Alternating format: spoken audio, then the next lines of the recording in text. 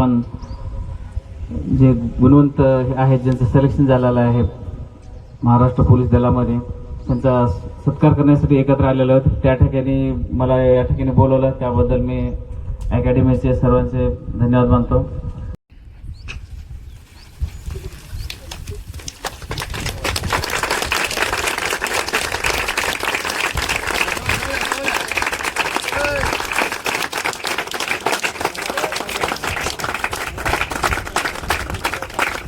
भारत माता की. सुशील कुलावड खंडगावचा आर्मीचा विद्यार्थी होता. त्याच्यानंतर मला ॲडमिशन करायला लावला. 6 महिने कंटिन्यू बेसिक पका आणि ग्राउंडचं काहीच माहीत नव्हतं. इथून कंटिन्यू ग्राउंड म्हणजे एकदम चांगलं झालं. पेपरचं आणि ग्राउंडचा बी अभ्यास चांगला झाला. 16 कुठेही बी उतरलं तर असं म्हणजे भीती वाटतच नव्हती. गुरुवार राहणार नारायण. आत्ता सध्या माझं सिलेक्शन नागपूर ग्रामीण पोलीस कॉन्स्टेबल म्हणून झालेले आहे. आणि सुरुवात तर याची खूप पहिले केली होती, पण मार्गदर्शन चांगलं म्हणलं तर सरापाशी भेटलं. कारण याच्या पहिले जेव्हा सुरुवात केली होती तेव्हा नांदेडला स्टार्टिंगला गेल्या होत्या. त्या टाइमला वेट कमी करणं किंवा फिजिकल करणं या गोष्टी कुठल्याही माहिती नव्हत्या.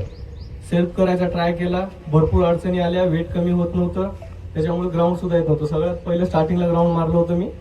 माझं त्या टाइमला 1606 मार्काचं आलं होतं. जवळपास मला टाइम 7.5 मिनिटाच्या समोर काहीतरी लागला होता. कारण तेव्हा ग्राउंडची तयारी नव्हती, स्वतः करत होतो. ग्राउंडबद्दल तेवढी माहिती नव्हती किंवा मार्गदर्शन मिळालेलं नव्हतं. मग त्याच्यानंतर परत घरी येणं राहणं सातत्य तुटत होतं. रेग्युलर कोणतीच गोष्ट करायची नाही, त्या गोष्टी होती. मग त्याच्यानंतर सरांचं इथं ज्या टाइमला अकॅडमीची सुरुवात झाली त्याच्यानंतर काकांनी मला सरांसोबत संपर्क चांगला होता.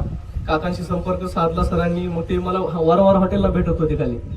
म्हणजे या फील्डमध्ये असताना देखील फक्त एक आवड होती करायची, पण करायचं कसं हे माहिती नव्हतं.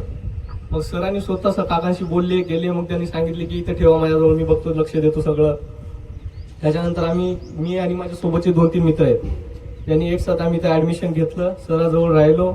मग वेट कमी करणं काय होतं ते त्या टाइमला जवळपास माझं 3-4-5 महिन्यामध्ये माझं वेट 20 किलो कमी काहीतरी झालं होतं. आणि तिथं असते वेळेस माझं 4-5 किलो सुद्धा करणं मुश्किल होतं. एवढी गोष्ट होती आणि फिजिकलचा काही संबंधच नव्हता. मग सरांच्या जवळ आल्याच्या नंतर इथलं वर्कआउट, सरांचं मार्गदर्शन, रनिंग घेण्याची पद्धत किंवा स्प्रिंटा घेते वेळेस 1600 मीटर कसे घ्यायचे, त्याच्यानंतर 400च्या स्प्रिंटा कशा घ्यायच्या, हे सगळं शिकल्याच्या नंतर आणि याच्यानंतर आम्ही इथून बाहेर गेलो. पण हेच कंटिन्यू सरांनी जे शिकवलं ह्याच गोष्टी फॉलो केल्या. याच्या व्यतिरिक्त कुठलीच गोष्ट नाही ग्राउंडच्या बाबतीत. आणि ओम सर होते त्या टाइमला आम्ही असतो तेव्हा पण ते शाळेला होते, तेव्हा पण ते आम्हाला शिकवायचे, क्लास घेत होते. सर स्वतः शिकवत होते आणि एकदम शिकवण्याची पद्धत सुद्धा चांगली. भरपूर अशा गोष्टी याची लसावी मसावी हे सुद्धा माहिती नव्हत्या गोष्टी. जे सरांनी शिकवलं ते आजही आठवण आहे, तेच समोर फॉलो करत गेल्या. आणि ग्राउंड सगळ्यात मेन म्हणलं तर ग्राउंडची सुविधा ना. आपल्या आसपास कुठे एवढं चांगलं ग्राउंड आहे ना, राहण्याची सोय आहे, लॅब आहे, इथं सगळ्या गोष्टी आहेत. जे पाहिजे ते सगळं तुम्हाला जे हवं ते वातावरण सुद्धा नैसर्गिक आहे, जे की करायचं म्हणलं तर कुठेही राहून करू शकते माणूस. आणि एवढ्या सुविधा जे इथं आहेत तेवढ्या बाहेर कुठेही नाही आहेत.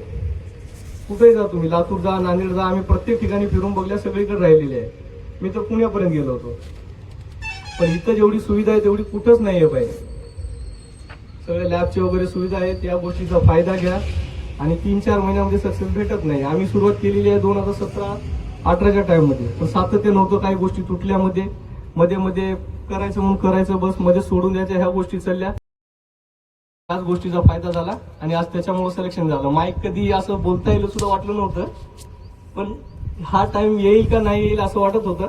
पण ज्या टाइमला आता ह्या 6-6 महिन्यामध्ये जेव्हा खरं प्रिपरेशन केलं, ज्या गोष्टी कंटिन्यू सातत्य ठेवल्या, मग एवढं नक्की होतं की सिलेक्शन तर होणार. या टाइमला काही झालं तर होणार एवढं होतं. फक्त कंटिन्यू ठेवा, वर्कआउट करा, सर सांगतील ते ऐका आणि हे एवढीच गोष्ट, फक्त सातत्य ठेवा. सातत्याशिवाय सक्सेस भेटत नाही.